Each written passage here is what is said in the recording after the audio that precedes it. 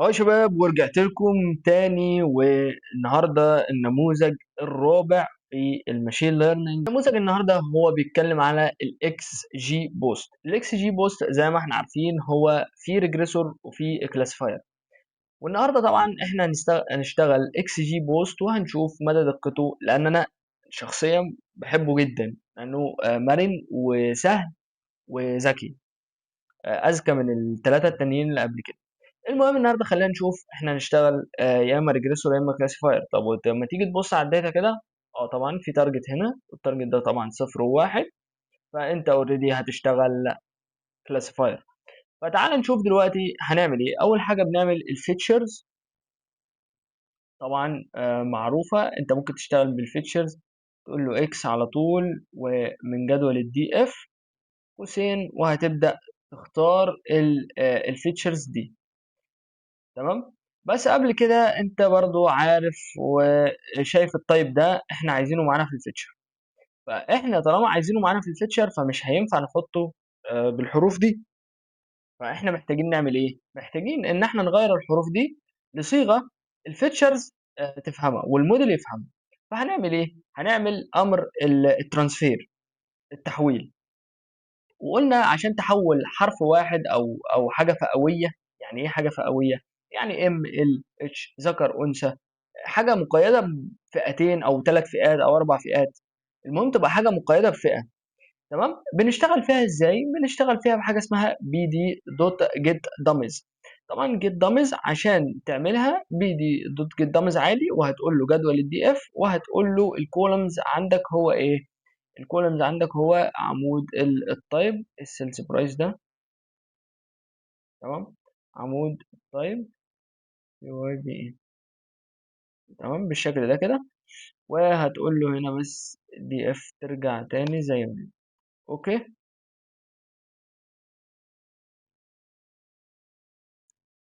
خلينا نشوف كده، نرن الكود تاني من اول وجديد. تمام بالشكل ده كده يا شباب. ايه اللي ظهر؟ طبعا احنا محتاجين نعرف بس ده كدي اف. اوكي. طيب ايه اللي حصل هنا؟ شفت بقى جاب لك التايب اتش، التايب ال، التايب ام. تمام. وشرحت دي كتير قبل كده، وحاجه من غايه الاهميه، مش من اهم الحاجات، هي حاجه مهمه ولا غنى عنها، انك تكون عارف ازاي تحول النصوص لفيتشرز الموديل يفهمها. خلاص. بالشكل ده كده انت هتبدا تعمل الاكس، وهتقول له الاكس هي عباره عن ايه. طبعا هتختار العمودين دول، وهتبدا تختار الفيتشرز دي كلها. اكسبكت التارجت طبعا.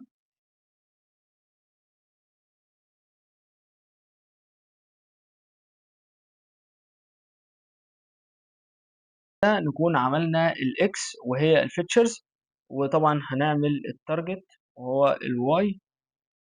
تمام. بالشكل ده كده نكون خلصنا الفيتشرز. طب بتعمل ايه بعد كده؟ بتعمل الموديل من الموديل سيلكشن عشان تعمل الترين والتيست وسبليت. خلاص.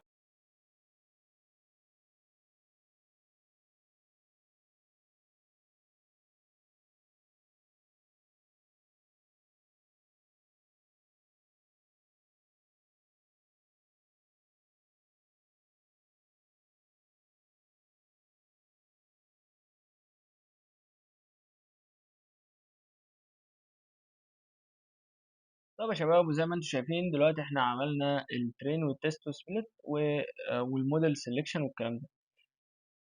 دلوقتي بقى هنيجي على الخطوة الأهم، وهي خطوة اختيار الموديل. وطبعا احنا هنختار الاكس جي بوست. وطبعا ده مش بنجيبه من الاكس ليرن، انما بنجيبه من حاجة اسمها الاكس جي بوست بس كده. وهتقول له import الاكس جي كلاسيفاير. تمام. وعشان افهمك الاكس جي بوست بيشتغل ازاي، انت عارف عشان الاكس جي بوست هو يعني واحد من اقوى الاكستريم جريدينت بوستنج، يعني اقوى الخوارزميات تعلم الاله. وبيستخدم في التصنيف وفي الريجريسور طبعا لانه في التحليل. وسريع. طيب هو اول حاجه بيعمل ايه؟ اول حاجه بيبني شجره. تمام. عادي. اول شجره هو بيبنيها زي الديسيجن تري. الديسيجن تري قلنا هي شجره واحده. الراندوم فورست كذا شجره. ده بيعمل ايه؟ هو بيبنيهم، بيبني شجر كتير، بس بيبنيهم شجرة شجرة. ايه اللي بيحصل؟ بنى اول شجرة يا عم، قرر وتنبأ بالنيوت. بعد كده بيعمل ايه؟ بيبني شجرة تانية، وبعدين يعمل ايه؟ يحسب الفروقات، يبني شجرة تالتة، وبعدين يعمل ايه؟ مساهمة للشجرة الجديدة، ويبدأ يكرر العملية دي حتى يصل يعني لعدد الأشجار المطلوبة منه. انت ممكن تحددها او ممكن هو يختارها. فايه اللي بيحصل؟ هو بيبني اول شجرة، يحسب الفرق بين التوقعات، بعدين يبني شجرة جديدة تتعلم من الخطأ اللي قبل كده، وبعدين يحط شجرة مساهمة، وبعدين يبدأ يكرر العملية ديت على طول. فهو ده الجراديانت بوستنج او الاكس جي بوست. تمام.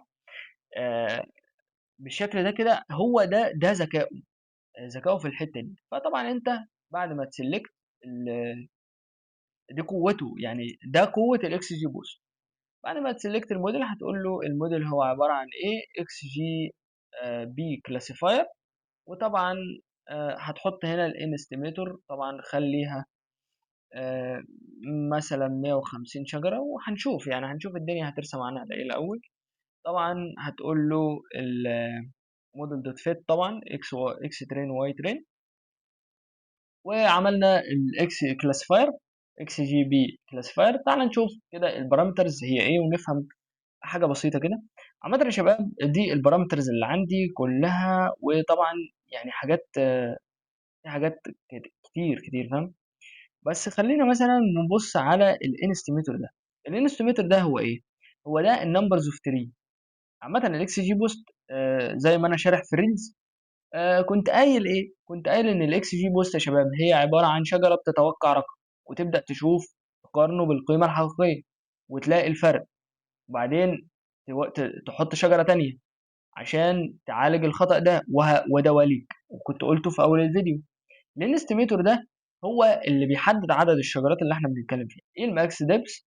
الماكس ديبس ده طبعا هو عمق الشجره. عمق الشجره اللي هو ايه؟ اللي هو مثلا انت خدت الفيتشر واحد، قلت نعم او لا، يعني حطت الاحتماليه و...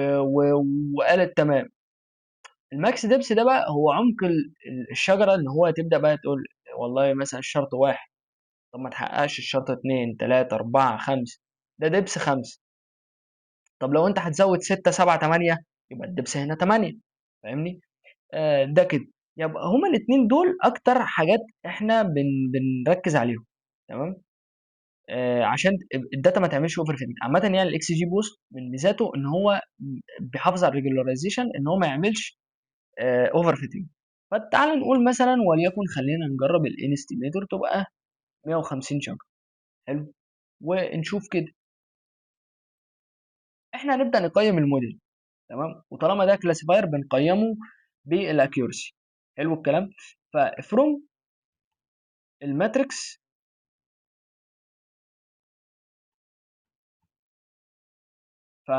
من الماتريكس انت طبعا بتحدد ايه؟ الاكيورسي سكور. وهتقول له الاكيورسي ايكوال الاكيورسي سكور من طبعا قبل الاكيورسي سكور، طبعا انا اسف انا نسيت نحط نعمل بريدكشن ونشوف موديل دوت بريدكت.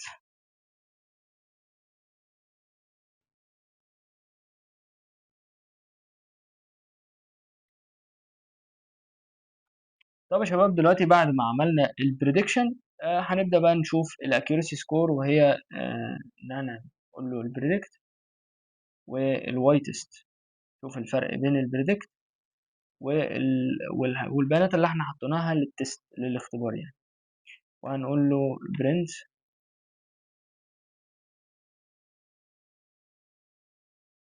accuracy equal